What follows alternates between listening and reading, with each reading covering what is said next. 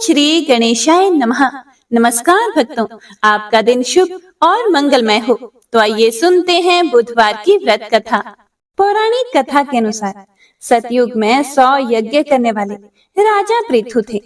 उनके राज्य में दयादेव नाम का एक ब्राह्मण रहता था, जो वेदों का बहुत ही जानकार था। उसके 4 पुत्र थे। पिता ने अपने पुत्रों का विवाह कर दिया। उन 4 बहुओं में से बड़ी बहू गणेश भगवान का व्रत किया करती थी। एक दिन बहू ने अपने सास ससुर से कहा कि हे माताजी, हे पिताजी, मैं बचपन से ही गणेश भगवान का व्रत करती रही हूँ, इसीलिए आप मुझे यहाँ भी ये व्रत करने की अनुमति दें। बहू की यह बात सुनकर उसके सास ससुर ने कहा कि हे बहू, तुम घर की बड़ी बहू हो, तुम्हें तो यहाँ कोई कष्ट नहीं है, किसी चीज की कोई कमी भी नहीं है, तो व्रत क्यों करना चाहती हो? अभी तो तुम्हारा समय उपभोग करने का है, अपना मन घर परिवार में लगाओ। फिर बहू चुपचाप अपने कमरे में चली गई। लेकिन बहू हमेशा सास ससुर से पूछती रहती थी कि मुझे व्रत करना है, लेकिन सास ससुर हमेशा मना कर देते थे। कुछ समय के बाद बड़ी बहू गर्भ से ठहर गई और 10 महीने के बाद उसने एक बहुत ही सुंदर बालक को जन्म दिया। घर में बहुत उत्सव मनाया गया। धीरे धीरे पुत्र बड़ा हुआ और उसकी शादी भी तय हो गई। उसकी सास लगातार बहू को व्रत करने के लिए मना ही करती रही और व्रत छोड़ने के लिए बहू को बाध्य करने लगी। व्रत भंग होने के कारण गणेश जी कुछ दिनों में ही कुपित हो गए और जब पुत्र का विवाह हो रहा था, तब विवाह के समय उस पुत्र की बुद्धि भटक गई और वो उस बहू का बेटा पता नहीं कहां चला गया। इस अनहोनी घटना से मंडप में खलबली मच गई। सब लोग व्याकुल होकर कहने लगे कि लड़का कहां गया, किसने उसका अपहरण कर लिया। बारातियों द्वारा ऐसा समाचार पाकर उसकी माता अपने ससुर दयादेव से रो रो कर कहने लगी, हे ससुर जी, आपने मेरे गणेश व्रत को छुड़वा दिया है, जिसके परिणाम स्वरूप ही मेरा पुत्र गायब हो गया है। अपनी पुत्र वधू के मुख से ऐसी बात सुनकर ब्राह्मण दयादेव बड़े दुखी हुए। साथ ही पुत्र वधू भी दुखित हुई। जैसा हम सभी जानते हैं कि दादा दादी अपने पोता पोती से बहुत ही प्यार करते हैं।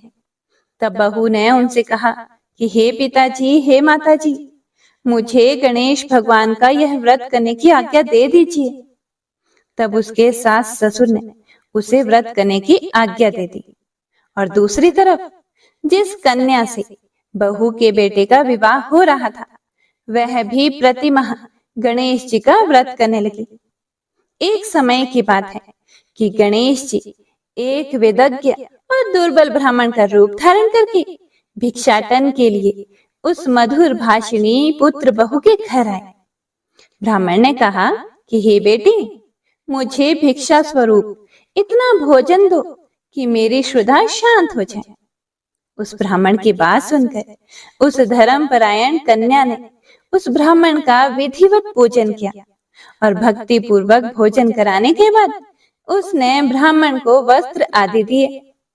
कन्या की सेवा से संतुष्ट होकर ब्राह्मण कहने लगे, हे कल्याणी, हम तुम पर बहुत प्रसन्न हैं। तुम अपनी इच्छा के अनुकूल मुझसे वरदान प्राप्त कर लो। मैं ब्राह्मण वेशधारी गणेश हूँ और तुम्हारी प्रीति के कारण आया हूँ। ब्राह्मण की बात सुनकर कन्या हाथ जोड़कर निवेदन करने लगी, हे विघ्नेश्वर, यदि आप प्रसन्न हैं तो मुझे मेरे पति जो शादी के मंडप से कहीं चले गए थे, उनके दर्शन करा दीजिए।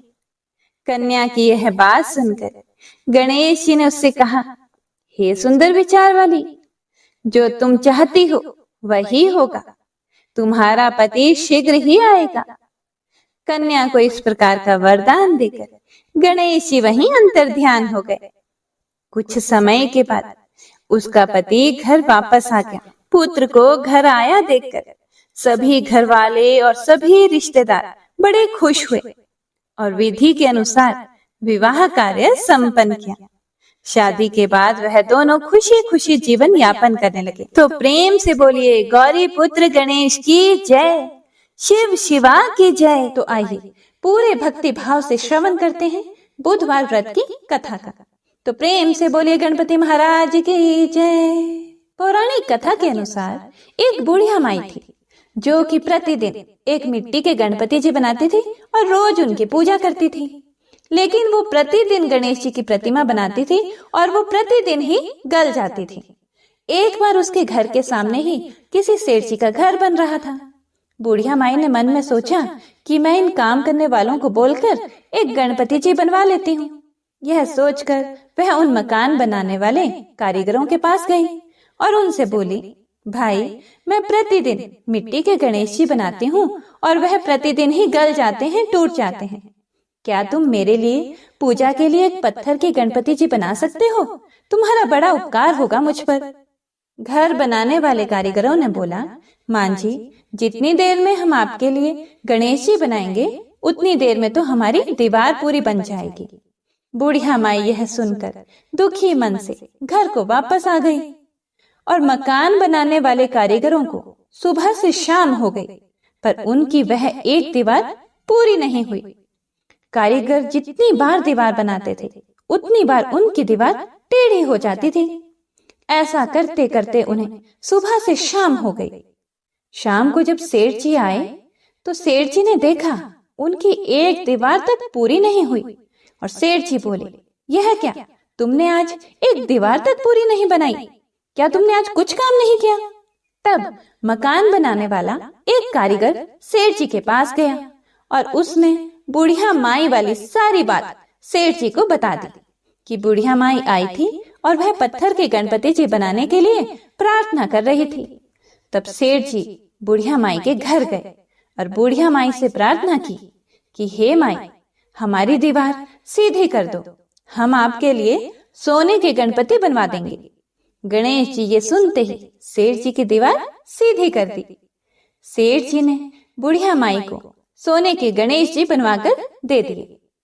हे विघ्न विनाशक, हे गणपति महाराज, जैसे आपने सेठ जी की दीवार सीधी की वैसे ही हमारे भी सभी कार्य सीधे करना। कथा को सुनने वाले, कथा को सुनाने वाले और हुंकारा भरने वाले सभी के कार्यों को सिद्ध करना, सीधे करना, सभी पर अपना आशीर्वाद बनाए रखना, सभी की मनोकामनाएं पूरी करना। प्रेम से बोलिए गणपति महाराज की जय। एक अन्य पौराणिक कथा के अनुसार समतापुर नगर में मधुसूदन नाम का एक व्यक्ति रहता था। वह बहुत ही धनवान था। मधुसूदन का विवाह बलरामपुर नगर की एक सुंदर लड़की से हुआ था जिसका नाम था संगीता। एक बार मधुसूदन अपनी पत्नी को लेने बुधवार के दिन बलरामपुर गया। मधुसूदन ने पत्नी के माता पिता से संगीता को विदा करने के लिए कहा। माता पिता बोले, बेटा आज बुधवार है और बुधवार को कोई भी शुभ कार्य करने के लिए यात्रा नहीं करते। लेकिन मधुसूदन नहीं माना। उसने ऐसी शुभ अशुभ की बातों को ना मानने की बात कही। उसके बाद दोनों ने बैलगाड़ी से यात्रा प्रारंभ कर दी। 2 कोस की यात्रा के बाद उसकी गाड़ी का एक पहिया टूट गया। वहां से दोनों ने पैदल ही यात्रा शुरू कर दी। रास्ते में संगीता को बहुत प्यास लगी। मधुसूदन उसे एक पेड़ के नीचे बैठाकर जल लेने चला गया। थोड़ी देर बाद जब मधुसूदन कहीं से जल लेकर वापस आया तो वह बुरी तरह से हैरान हो उठा, क्योंकि उसकी पत्नी के पास उसकी ही शक्ल सूरत का एक जैसा व्यक्ति उसके पास बैठा था, उसकी पत्नी के पास बैठा था। संगीता भी मधुसूदन को देखकर हैरान रह गई। वह दोनों में कोई अंतर ही नहीं कर पा रही थी। वो पहचान नहीं पा रही थी कि इसमें से असली मधुसूदन कौन है। मधुसूदन ने उस व्यक्ति से पूछा, तुम कौन हो और मेरी पत्नी के पास क्यों बैठे हो? मधुसूदन की बात सुनकर उस व्यक्ति ने कहा, अरे भाई, यह मेरी पत्नी संगीता है। मैं अपनी पत्नी को ससुराल से विदा करके लाया हूँ। लेकिन तुम कौन हो जो मुझसे ऐसा प्रश्न कर रहे हो? मधुसूदन ने कहा, तुम जरूर कोई चोर या ठग हो। यह मेरी पत्नी संगीता है। मैं इसे पेड़ के नीचे बैठाकर जल लेने गया था। इस पर उस व्यक्ति ने कहा, अरे भाई, झूठ तो तुम बोल रहे हो।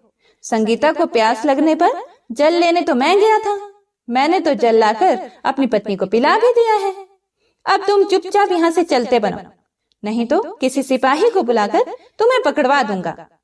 दोनों एक दूसरे से बहुत लड़ने लग गए। उन्हें लड़ते देख बहुत से लोग वहां इकट्ठे हो गए। नगर के कुछ सिपाही भी वहां आ गए। सिपाही उन दोनों को पकड़कर राजा के पास ले गया। सारी कहानी सुनकर राजा भी कोई निर्णय नहीं ले पाया। संगीता भी उन दोनों में से अपने वास्तविक पति को नहीं पहचान पा रही थी कि कौन सा मेरा असली पति है। राजा ने दोनों को कारागार में डाल देने के लिए कहा। राजा के फैसले पर असली मधुसूदन भयभीत हो उठा, वह डर गया। तभी एक आकाशवाणी हुई, मधुसूदन, तूने संगीता के माता पिता की बात नहीं मानी और बुधवार के दिन अपने ससुराल से प्रस्थान किया। यह सब भगवान बुध देव के प्रकोप से हो रहा है।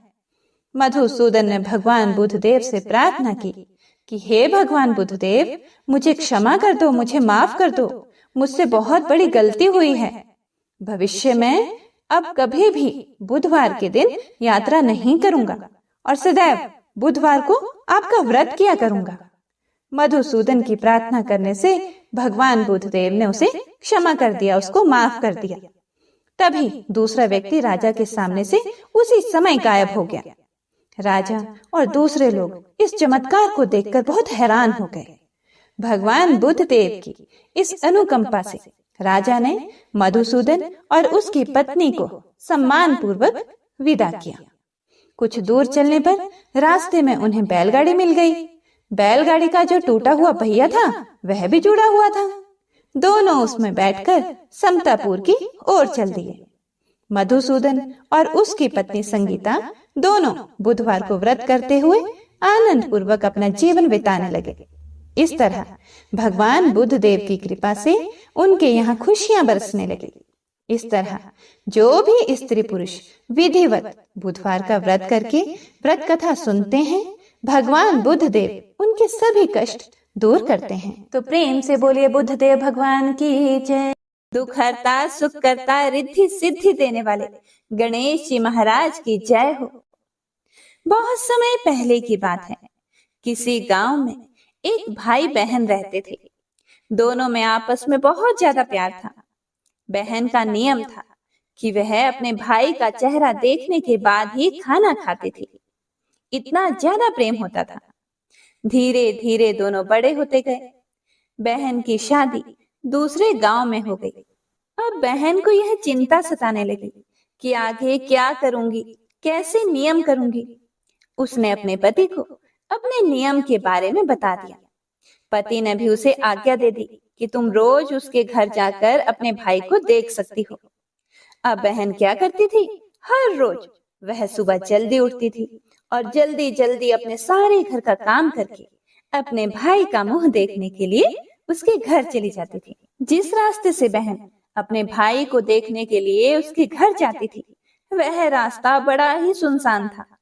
वहां खेजड़ी के पेड़ के नीचे विनायक जी की मूर्ति, हरी भरी तुलसी माता और पथवारी माता उसे दिखाई दी। जब बहन ने खेजड़ी वृक्ष के नीचे विनायक महाराज जी, तुलसी माता और पथवारी माता को देखा तो वह बहुत खुश हुई। बहन भगवान की सच्ची भक्त थी। पूजा पाठ, व्रत, स्नान आदि बहुत नियम करती थी। उसने वहां पर रुककर गणेश जी महाराज की पूजा की, तुलसी महारानी, खेजड़ी वृक्ष और पथवारी माता को सींचा और बहुत खुश होकर पूजा करके फिर वह भगवान को प्रार्थना करते हुए बोलने लगी, हे भगवान, मुझे अमर सुहाग देना, अमर पीहर देना, मेरे ससुराल व पीहर में सुख समृद्धि बनाए रखना, मेरे भैया को लंबी उम्र देना।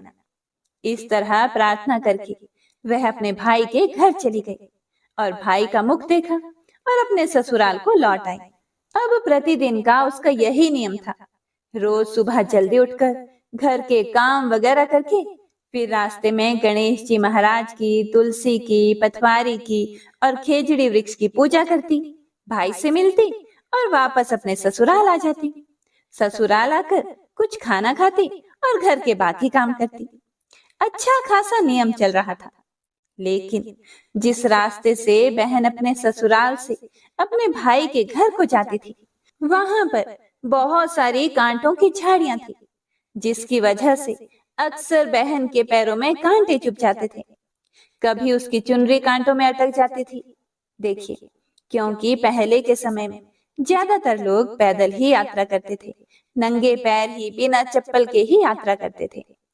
एक समय की बात है, जब बहन भाई के घर पहुंची और भाई का मुंह देखा और फिर बैठ गई। उस समय बहन थोड़ा सा लंगड़ा कर चल रही थी, तो भाभी ने उससे पूछा कि पैरों में क्या हो गया है। यह सुनकर उसने भाभी को जवाब दिया कि रास्ते में जंगल के झाड़ियों के गिरे हुए कांटे पांव में चुभ गए हैं। तो भाई भाभी से बात करके बहन वापस अपने ससुराल चली जाती है। उधर उसके भैया भाभी आपस में बात कर रहे थे। तब भाभी ने अपने पति से कहा कि बाईसा के पैरों में रोज कांटे चुभ जाते हैं। रास्ते में बहुत कांटों वाली झाड़ियां हैं, रास्ते को साफ करवा दो। आपकी बहन के पांव में बहुत सारे कांटे चुभ जाते हैं। यह सुनकर भाई को अच्छा न लगा, क्योंकि वह भी अपनी बहन से बहुत प्यार करता था। भाई ने तब कुल्हाड़ी लेकर सारी झाड़ियों को काटकर रास्ता साफ कर दिया। रास्ता साफ करते करते वह उस स्थान पर पहुंच गया जहां पर खेजड़ी का वृक्ष था। गणेश जी महाराज थे, तुलसी महारानी थी और पथवारी माता थी। वहां पर जाकर उसने इन सब को देखा। अब जो उसका भाई था वह बहुत ही भोला भाला था। उसे इन सब के प्रताप और शक्ति का पता नहीं था। उसे लगा यह भी कांटे वाली झाड़ियां ही है और ऐसे ही पत्थर पड़े हुए हैं। उसने गणेश जी महाराज और पथवारी माता की शिला को वहां से हटा दिया, तुलसी को उखाड़ दिया और खेजड़ी के वृक्ष को भी निकाल दिया और पूरा रास्ता बहुत अच्छे से साफ कर दिया। अब उसके इस कार्य से भगवान बहुत क्रुद्ध हो गए, बहुत गुस्सा हो गए। भाई थक गया था और वापस अपने घर आ गया और घर आकर वह सो गया। जब वह सोया तो वह सोता ही रह गया, क्योंकि भगवान का अभिशाप उसे लग गया था। पत्नी ने उसे जगाने की बहुत कोशिश की, लेकिन पति जागा ही नहीं। अब उसकी पत्नी जोर जोर से रोने लगी और लोग इकट्ठा हो गए। लोग उसके पति को अंतिम संस्कार के लिए ले जाने लगे। जब भाई को ले जा रहे थे, तब उसकी भाभी रोते हुए लोगों से बोली कि अभी थोड़ी देर रुक जाओ, अभी इनकी बहन इनका मुख देखने आएगी। उसका यह प्रतिदिन का नियम है। भाई का मुंह देखे बिना वह कुछ भी नहीं खाती है। फिर कुछ लोग बोले कि आज तो वह अपने भाई का मुख देख लेगी, लेकिन उसके बाद क्या करेगी, वह तो चला ही गया है। फिर उसमें से एक बुजुर्ग व्यक्ति बोला कि कोई बात नहीं, थोड़ी देर रुक जाते हैं, बहन आने ही वाली होगी। रोज दिन की तरह बहन अपने भाई का मुंह देखने के लिए जंगल में निकली। जब वह जा रही थी तो उसे रास्ता बड़ा ही साफ दिखाई दिया। वह बड़ी हैरान हुई कि यह रास्ता साफ किसने किया होगा। अब जैसे जैसे वह आगे बढ़ी, उसे वह जगह मिली जहां पर खेजड़ी का वृक्ष था। गणेश जी महाराज थे, तुलसी माता थी, पथवारी माता थी। लेकिन जब उसने देखा तो वहां पर कुछ भी नहीं था, सब उखड़ा पड़ा हुआ था। यह देखकर वह बहुत दुखी हुई। अब वह वहां पर ही रुक गई और वापस से उसने खेजड़ी की डाली लगाई, 7 पत्थर लेकर पथवारी माता बैठाई, तुलसी माता का पेड़ फिर से लगाया। गणेश जी महाराज की मूर्ति को उसने खेजड़ी वृक्ष के नीचे दोबारा से स्थापित कर दिया। सबको उसने सींचा और अच्छे से पूजा की और फिर सूर्य भगवान को साक्षी मानकर सबके पैर पकड़कर बोली कि हे भगवान, जिसने भी यह किया है उसे माफ करना। मेरे जैसा अमर सुहाग और मेरे जैसा अमर पीहर सबको देना। और फिर बोलकर वह आगे निकल गई। तब भगवान सोचने लगे कि यह तो हमें प्रतिदिन बड़ी ही श्रद्धा भाव से पूछती है। अगर इसकी नहीं सुनी तो हमें कौन मानेगा, हमें कौन पूजेगा। तब सिद्धि विनायक जी ने उसे आवाज दी कि बेटी वापस आकर इस खेजड़ी की 7 पत्तियां लेकर जा और उसे कच्चे दूध में घोलकर भाई के ऊपर छींटा मार देना, वह उठकर बैठ जाएगा। यह सुनकर जब बहन पीछे मुड़ी तो वहां पर कोई नहीं था और उसे तो कुछ भी समझ नहीं आ रहा था कि कौन उठकर बैठ जाएगा। क्योंकि उसे तो कुछ भी पता नहीं था। फिर वह यह सोचने लगी कि ठीक है, जैसा सुना वैसा ही कर लेती हूँ। फिर वह 7 खेजड़ी की पत्तियां लेकर अपने भाई के घर पहुंची। वहां उसने देखा कि बहुत से लोग बैठे हुए हैं।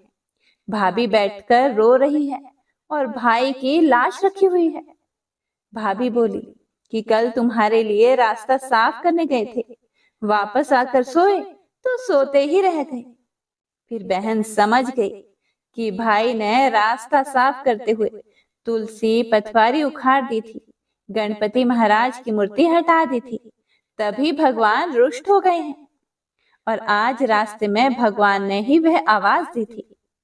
तब उसने उन पतियों को बताए हुए नियम के तहत भाई के ऊपर इस्तेमाल किया। तब भाई उठकर बैठ गया। फिर भाई बहन से बोला कि मुझे तो आज बहुत ही गहरी नींद आ गई थी। तब बहन बोली, यह नींद किसी दुश्मन को भी ना आए। फिर वह अपने भाई से बोली कि भाई, आपने रास्ता क्यों साफ किया, भगवान को उनके स्थान से क्यों हटाया? अब भाई को तो कुछ पता नहीं था। बोला, बहन मुझे माफ कर दो, मुझसे गलती हो गई। तब बहन बोली, कोई बात नहीं, मैं वापस से उन्हें ऊंचे पर बैठा कर आई हूँ। अब तुम भी रोज चलकर उनकी पूजा करना। भगवान ने मेरी इतनी लाज रखी, श्रद्धा भक्ति से प्रसन्न होकर तुम्हें तुम्हारा नया जीवन दिया है। मुझे मेरा अमर सुहाग और अमर पीहर वापस दिया है। हे भगवान, जैसे उस बहन को दिया, उस बहन की लाज रखी, उसकी भक्ति की, उसकी श्रद्धा की कदर की, ऐसे ही हम सब के ऊपर अपनी कृपा दृष्टि बनाए रखना। हमें अमर सुहाग देना, अमर पीहर देना। तो प्रेम से बोलिए गणपति महाराज की जय। पौराणिक कथा के अनुसार बहुत समय पहले की बात है। भगवान विष्णु का विवाह लक्ष्मी जी के साथ सुनिश्चित हो गया। अब विवाह की तैयारियां भी होने लगी।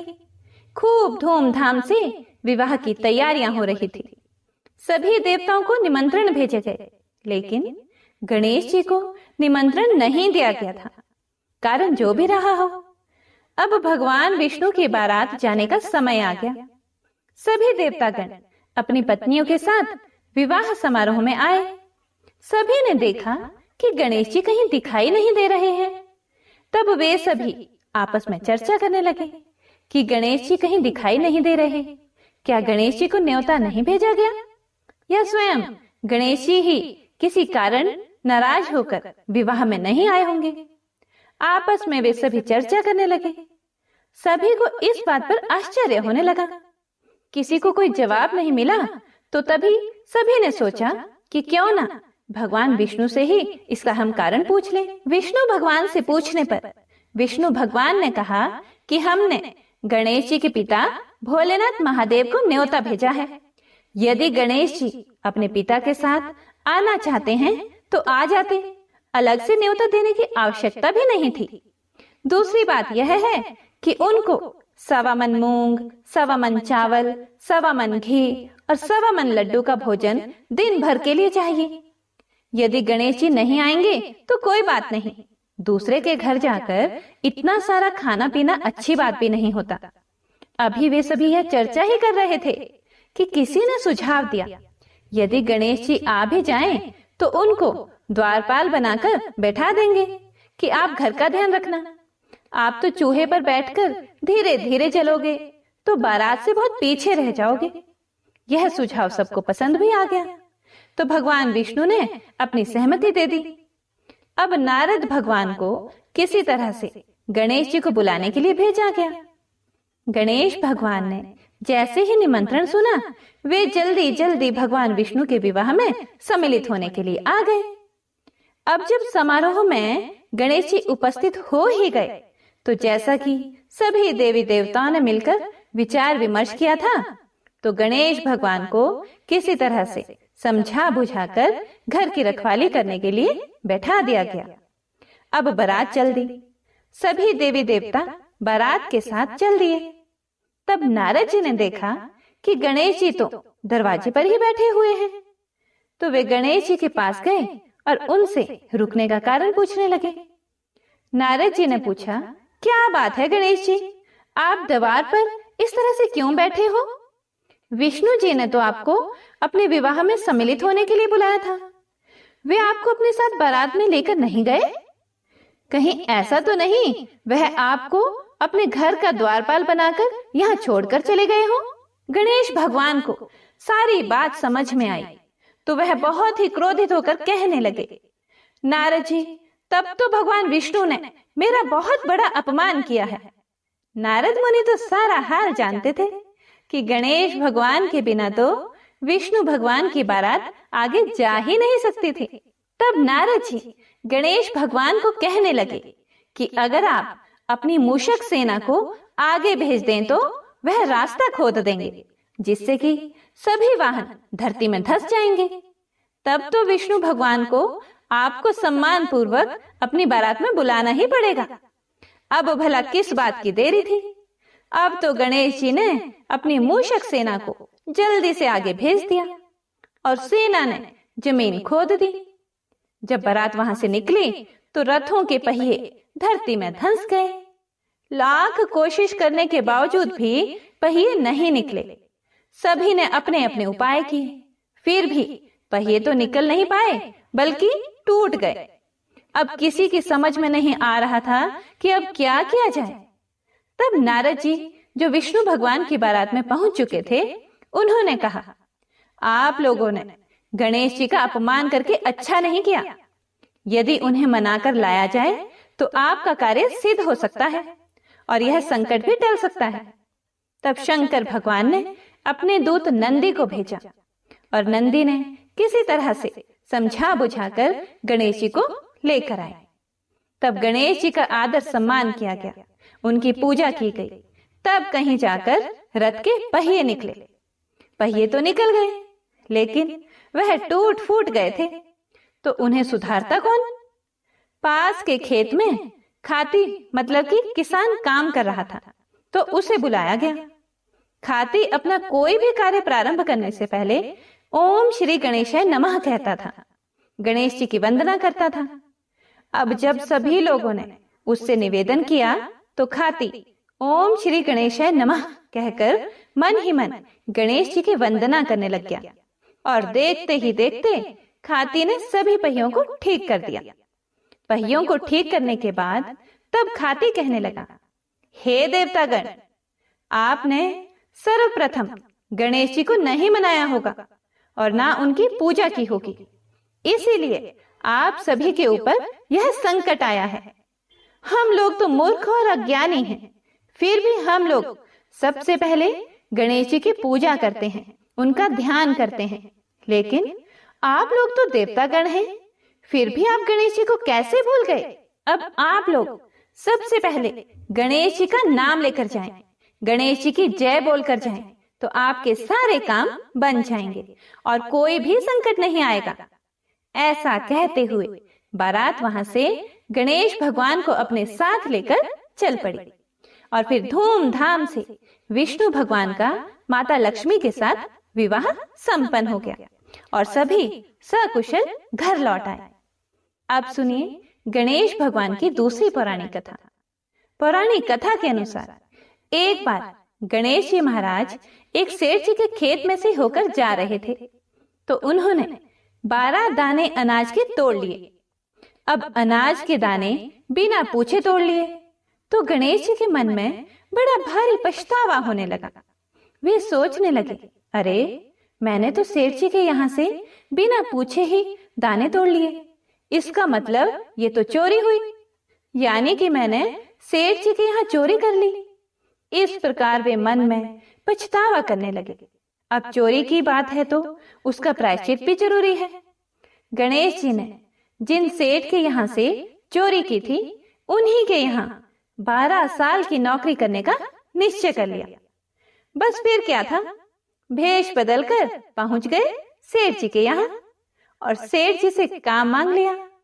उधर सेठ जी को भी किसी नौकर की जरूरत थी। इस तरह गणेश जी नौकर बनकर सेठ जी के यहाँ काम करने लग गए।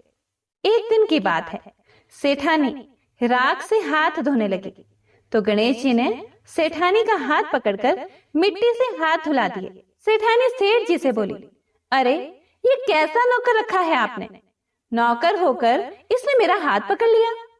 जब सेठ जी को पता चला तो उन्हें भी गुस्सा आया। सेठ जी ने तुरंत अपने नौकर को बुलाकर पूछा, क्यों, तुमने सेठानी का हाथ क्यों पकड़ा?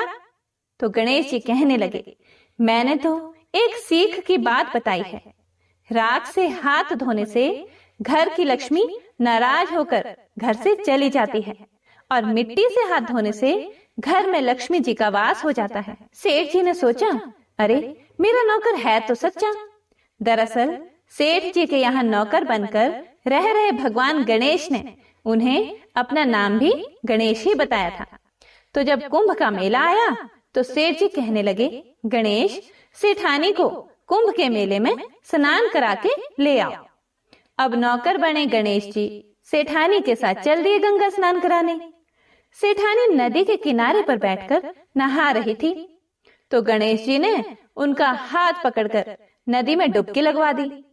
घर आकर सेठानी ने फिर से सेठ से कहा, इस गणेश ने तो मेरी इज्जत ही नहीं रखी और इतने सारे आदमियों के बीच में मुझे घसीटकर आगे पानी में लेकर चला गया।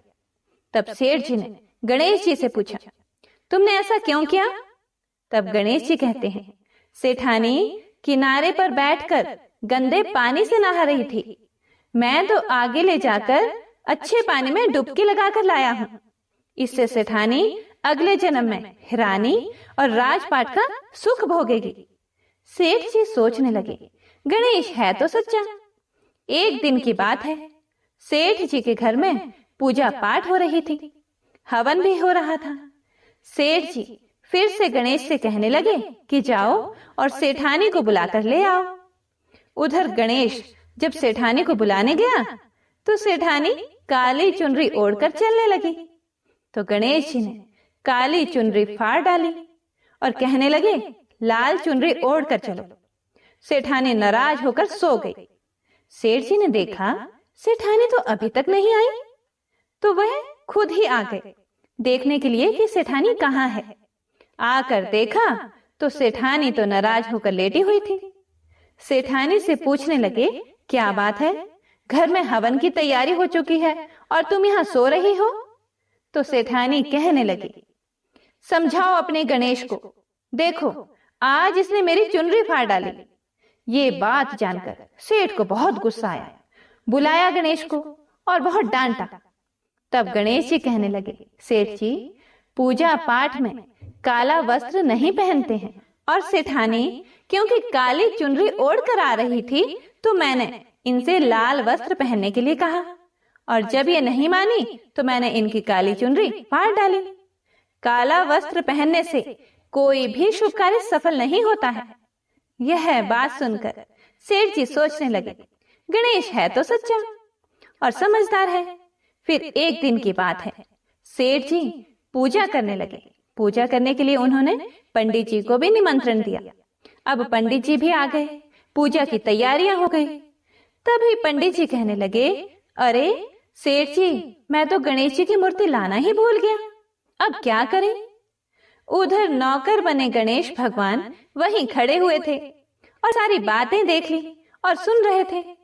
यह बात सुनते ही गणेश जी तुरंत कहने लगे, तो मुझे ही मूर्ति बनाकर विराजमान कर लो, आपके सारे काम सफल हो जाएंगे। यह बात जब सेठ जी ने सुनी तो उन्हें तो और बहुत गुस्सा आ गया और वह गुस्से से कहने लगे कि तुम तो अब तक सेठानी से ही मजाक करते थे, अब मुझसे भी मजाक करने लगे।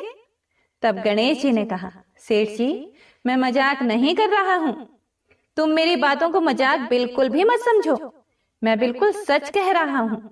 इतना कहते ही नौकर बने गणेश ने भगवान गणेश का साक्षात रूप धारण कर लिया और सेठ सेठानी ने जब यह देखा तो पंडित, सेठ और सेठानी गणेश जी के चरणों में गिर गए। उनकी पूजा की। पूजा खत्म होते ही गणेश जी तो अंतर्ध्यान हो गए। अब सेठ सेठानी को बहुत दुख हुआ और उन्होंने कहा कि हमारे पास तो साक्षात गणेश जी रह रहे थे और हमने उनसे इतना सारा काम करवाया तो उन्हें अपने घर में नौकर बना कर रखा। इस बात का उन दोनों पति पत्नी को बहुत भारी दुख हुआ।